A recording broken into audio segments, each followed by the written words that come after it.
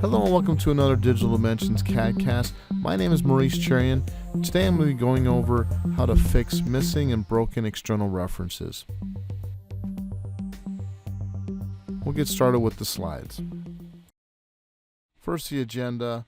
I'll talk a little bit about creating and what is an external reference, external references identification, reasons why you want to remove some of these external references, some of the troubleshooting techniques and ways you can actually remove these external references, go over the references command, and finally going over prevention of external references. So external references can be created in several ways. An external reference usually is a link to a file outside of the one you're working on. A lot of times it's a part that has links back to an assembly, or in the case of an inserted part, it's a link back to another part. Lots of different ways to create external references. Using the hole wizard and hole series holes and other assembly features creates an external reference. Insert part we just mentioned. Mirroring parts also creates external references. And then one of the most common ones is when you do in-context editing of a part or create a virtual part using the convert entities and offset entity command in a sketch. Other things like end conditions, sketch planes, and dimensions, if you use external surfaces and edges, that will create external references while you're working in an assembly too. Some of these external references are easy to recognize, others are not. External references aren't all bad, it's just usually when they're missing, broken, or renamed links that SolidWorks can't find, that's when you usually have to fix these things. The first thing I'll go into is identifying external references. The dash with the right arrow signifies external references or external references present. If you see that dash with the arrow and a question mark, that means the external reference is out of context, which means the files are not in RAM that it's looking for. They're not in memory, so that's where that question mark will show up. An asterisk means that the external reference is locked. An X means it's been broken.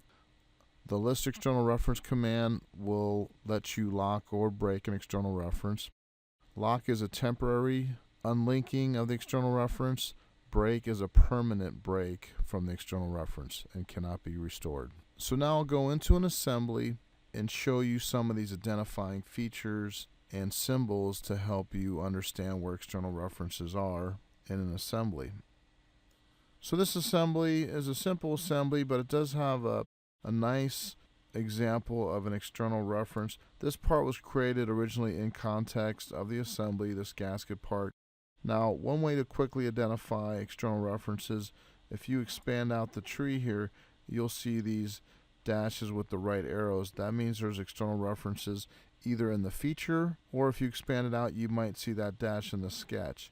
So some of these have the sketches have an external reference, or the feature does. So that's one way to identify it.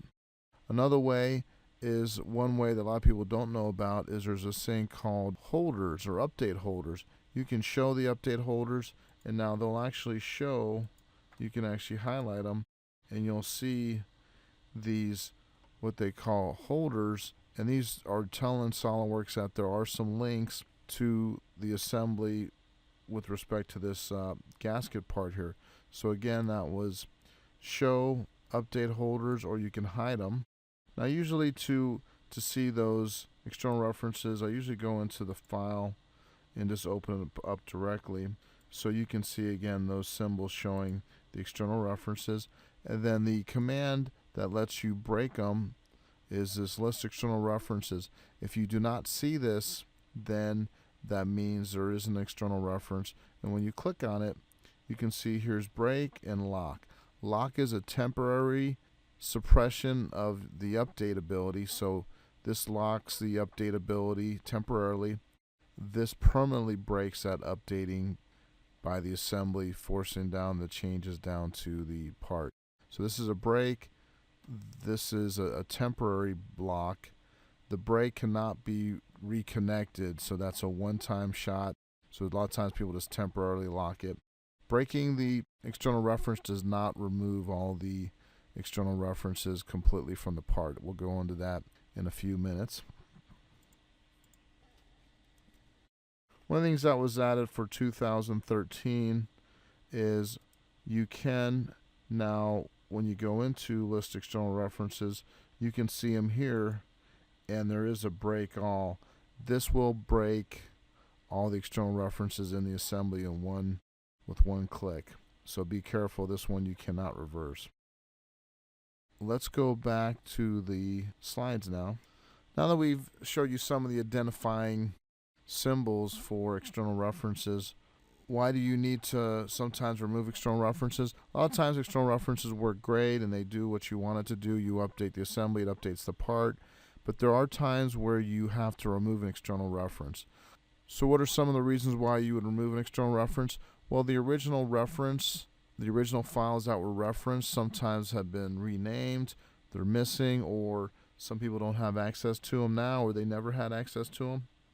Another scenario is where you want to reuse a part in a different assembly, and you don't want the original assembly to affect the part and have unwanted changes, so you want to make the part standalone.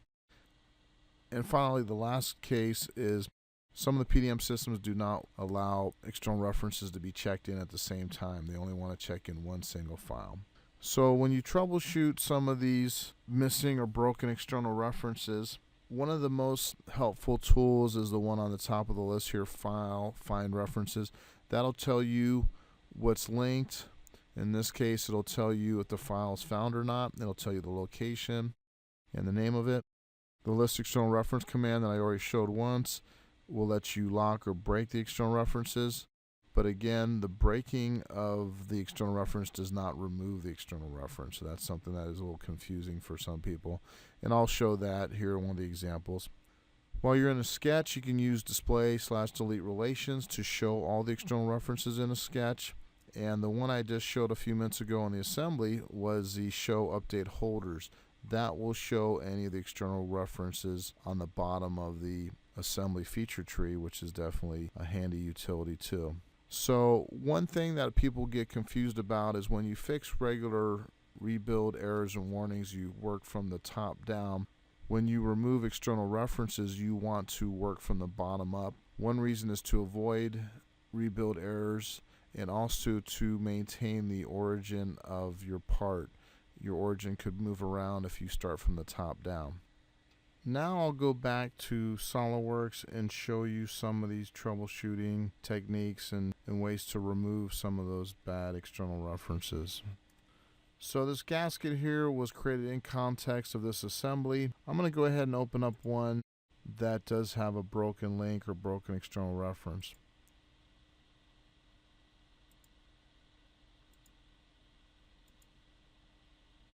So this part looks very similar to the one we just had open. How do I know if there's something wrong or not? I can see the external references. This time I have a question mark. So people that use external references usually go over to this command and say, okay, here's edit in context. Now the problem is now it says unable to locate it. So now it can't find that. Usually the scenario is it's broken, renamed, or missing. So now what do? Well, I'll just get out of that dialog box, and now we can't find those files. The other way you can verify this too is File, Find References, and now you can see that now it's looking for this mates assembly and it can't find it. So now what I'm going to do is I'm going to go ahead and remove these links. Now one way you can remove them is you can right click, you can go list external references, and I can hit the break button. So I'll go ahead and do that. I'll go ahead and break them for the whole part. But one thing you want to understand is even if I break them, now you see the X here, and that broke them for all of the references in this model now. So that was a quick fix, but it didn't completely fix it. So if I go to File, Find References, it still has that link there. So now to officially remove everything, start from the bottom up, not top down, bottom up, and I'm going to go ahead and edit the sketch first. We'll start with the sketch. I'll go to a hidden line visible display so you can see it. So it has a bunch of, in this case, on-edge relationships. They were created from the convert entities command. A good technique to show this is go to display, delete relations, And now here is, you can see all the relations. Here's external references. Some people use this to show dangling references. So here's external. So I can just go ahead and say delete all. Now the trick is, do not remove or do not move these points, because now this sketch is not fully defined. What I'm going to do is I'm going to go ahead and add a couple equal relationships, add a couple symmetric relationships, and so I'll add a couple center lines in here. And what I recommend is to put in the critical dimensions before we use the fully defined sketch function. So for example,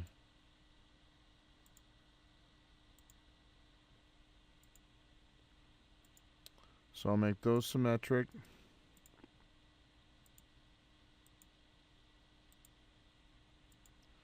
And so I'll add some symmetry here.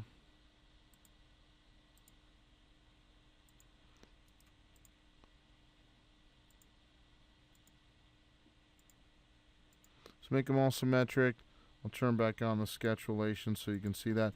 And now I'm going to use this command called fully defined sketch. It's only in one place. You have to hit the drop down for display delete relations. I'm going to use fully defined sketch. It has 3 different types of schemes. You can do chain, baseline, and ordinate. I'm going to use the default baseline. I'm going to use the origin. I'm going to put the dimensions below and to the left. How do you make this button work? Go ahead and hit calculate. And now it'll put the dimensions in. It'll put the relationships that I didn't put in already in here. So it's a quick way to line this up. And if you didn't like the dimensioning scheme here, you can always go in here and change what you don't want to. Now it's back to being underdefined. You can always put in the dimensions exactly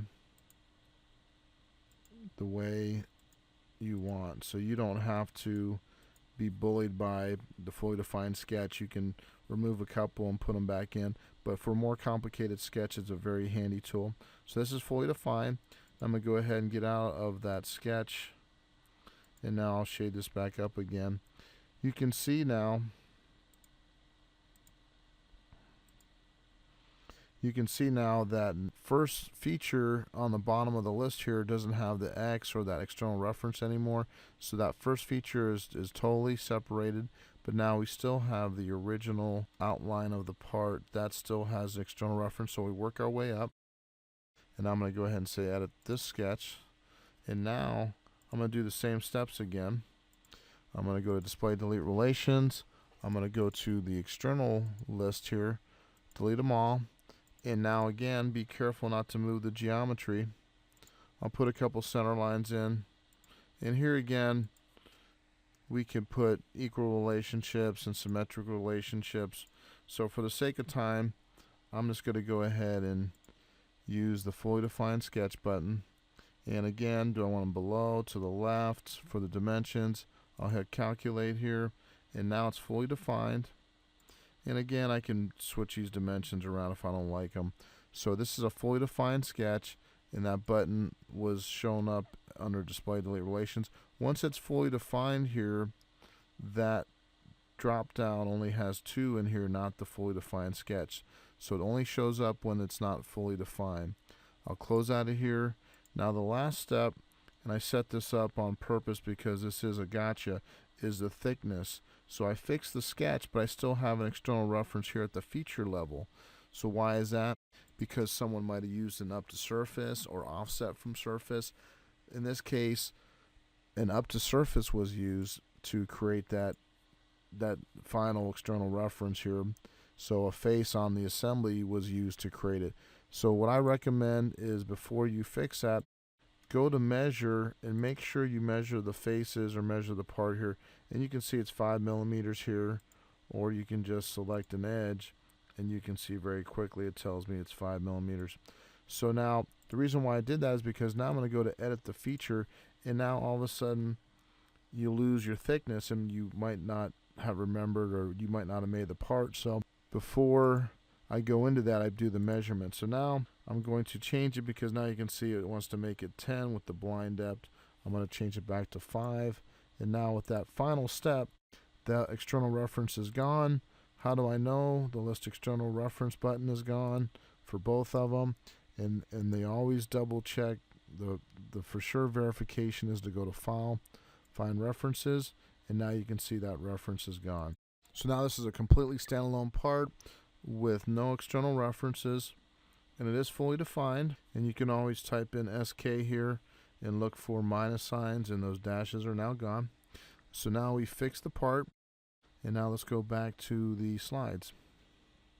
So to review the troubleshooting, make sure you're looking for that symbol, remove the external reference from the sketch, and then see if the feature has an external reference, and then make sure you're looking at that File, Find Reference command.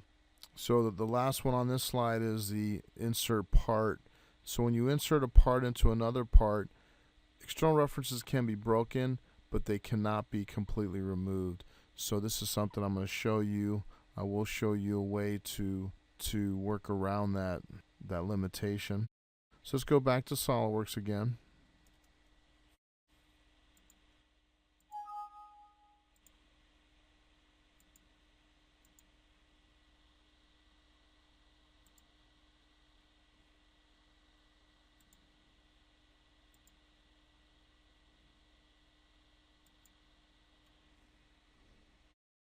So this is a part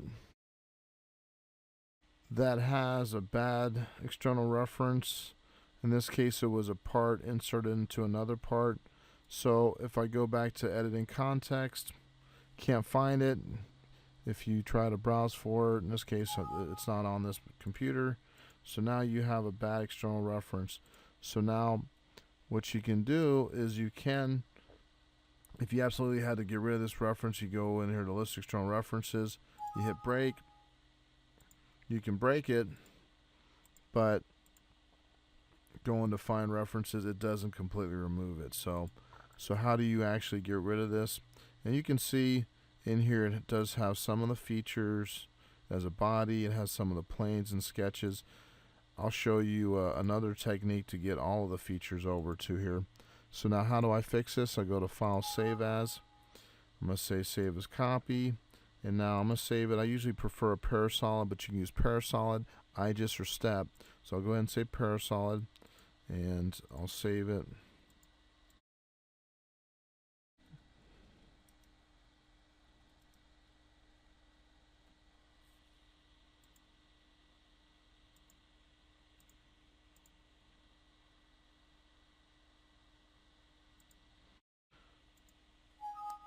Now I'm going to open it up. I'll run the import diagnostics on it, make sure everything's okay. And I'll skip the feature recognition. So here's that file again. I just brought it in from the Parasolid. And now if I go to Find References, now you can see that other file is now gone. So now when I save this, the last step is to save this part with the SLDPRT, SolidWorks extension. And now that has been removed. So that's how you can remove it. IGES or Step or Parasolid, export it out and import it back in again. Let's go back to the slides. So the next thing I'm going to show you is the References command. Now the References button is available when you are using the File Open dialog box. It cannot be used when you're using the Recently Open list drop-down. You can use it to rename references that SolidWorks can't find. So one of the other things I'll show here is that you can reuse a detailed drawing and not have to recreate one from scratch if you have a similar part that you want to make a drawing for also. So let me go ahead and go back to SolidWorks.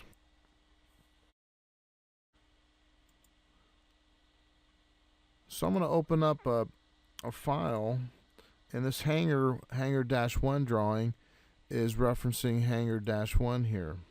So now let's say it was renamed and SolidWorks is not going to like that I renamed it. So I'll go ahead and try to open it up, and it says, hey, you can't find it. Can you help me find the file? And so if you don't know where it's at or it's missing or lost, you get these X's. So some of you might have experienced this before. So how do you fix that? Since I just broke it, I'll go to File, Open, and now what you do is you use the Open dialog box. So now I'm going to pick the same drawing again. I don't double click and I don't hit Open. What I do is I go to References, and now I'm going to use this button. You can change the name or change the location or change both. I'll click on Hanger 1, and now I'm going to pick that one I just renamed. And now I'll say OK. And you can see how it shows it in green here. That means it signifies a change. That means it's working correctly. So I'll go ahead and say Open. I'll say OK. And now I can double click on it or hit the Open command. And now the drawing comes up. It's going to be OK. It's happy. It found the file. Everything's OK. And now if I go to Find References, now you can see it's using the rename part. Now what you want to do, the last step is to save this change. Is go over here and save the file, and now it's going to save that updated link. Now this part has 3 holes here on each side here, and so I'm going to use this very similar part that has a slot cut out on both sides, and I don't want to have to recreate the drawing from scratch. So how do I do that? I'll do the same steps. I'm going to go File, Open. In this case, I'll go back to that same location. And here's that drawing again, but now I'm going to use this Hanger 2 part. So the Hanger 2 has a slot cut out instead of those 6 holes. It has 2 slots. So again, I use the Reference button and the References button, and I double click, and this time I'm going to go ahead and select Hanger 2. And now again, you'll see it turn green, and you can change directory and name or both. I'm going to say OK here. And now I can double click on the drawing or hit Open. And now what it's going to do is now it's going to change the part over and switch the reference for me. But it does have some questions for me. SolidWorks wants to know, hey, there's some relationships or dimensions and things that aren't there between these parts. Not everything is common.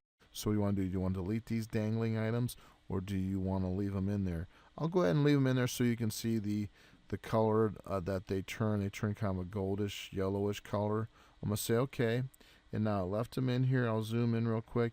And you can see that this dimension was for one of the holes. I'll go ahead and remove that. I can window around some of these center marks that are now no longer valid.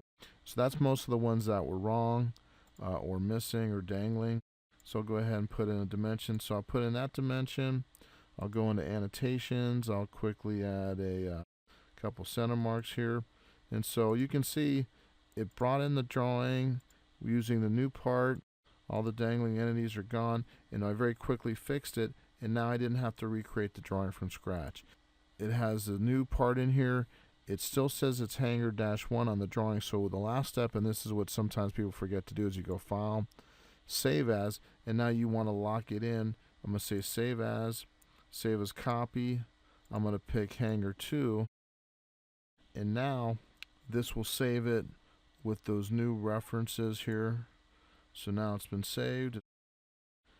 And now I'll close this one out. I won't save this one. Don't save this one. I'll go back over and open up the new Hanger 2 drawing. And now this one has the new changes here. You can see the slots. And then go to File, Find References. And you can see now it's a separate file with a link to Hanger 2 for the part. So this is a big time saver. You do not have to recreate a drawing from scratch if you have a similar part that you want to make a drawing of. So the last thing to talk about is prevention of unwanted external references. So I made that gasket part in that assembly, and it was made in context of the assembly. They call it a virtual part or in context part. There's a way to prevent those external references being created in the first place. So I'll show that to you right now in SolidWorks.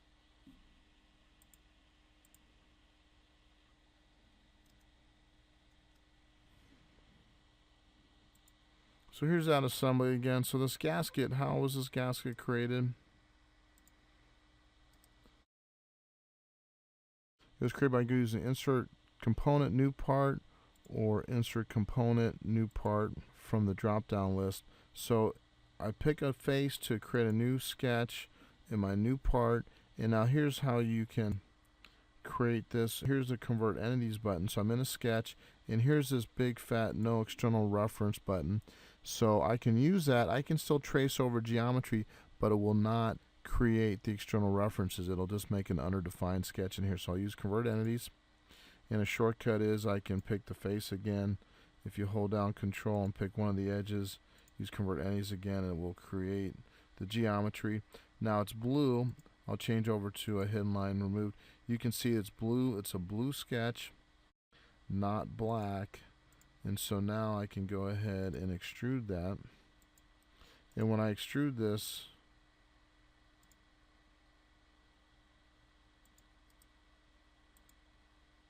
I don't give it an up to surface or offset from surface end condition. I just give it a blind depth.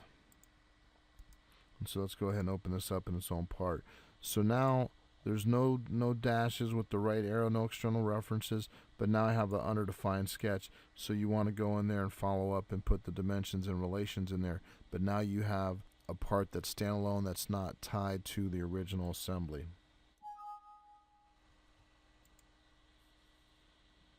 So again, here's that No External Reference button. Let's go back to the slides. The very last thing to show you is when you insert a part into another part, you can use this command break link to original part to avoid creating unwanted external references that way too. I'll go back to SolidWorks now. I'm going to create a new part, and I'm going to insert another part into this part. So where's that command at? It's insert part. So you got to bring in an external file. And so in this case, I'll bring in this this multi-body part. And this multi-body part has a lot of features.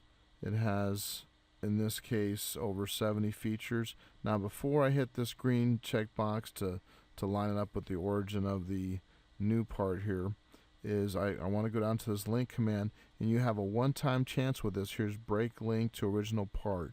This is how you can prevent the external references from being created. This is almost like a copy features command. So I check that. I'll just go ahead and place it right on top of the origin of the new part. I'll say OK. And now what it's going to do, and it's going to take a few seconds because it's basically transferring all those features over. It really is copying over the features over into this part. It's a very powerful feature because now those features truly do stand alone. It's like I just copied all the features from the other part. And when it's done, how I can verify that is I'll expand out this folder, and you can see now there's over 70 features, and they're all features that you can modify and change like you normally would. If you go over to Tools, Feature Statistics, you can now see there's 76 features in here. And also, if I go to File, Find References, just to double check, you can see there's no ties to that original part file.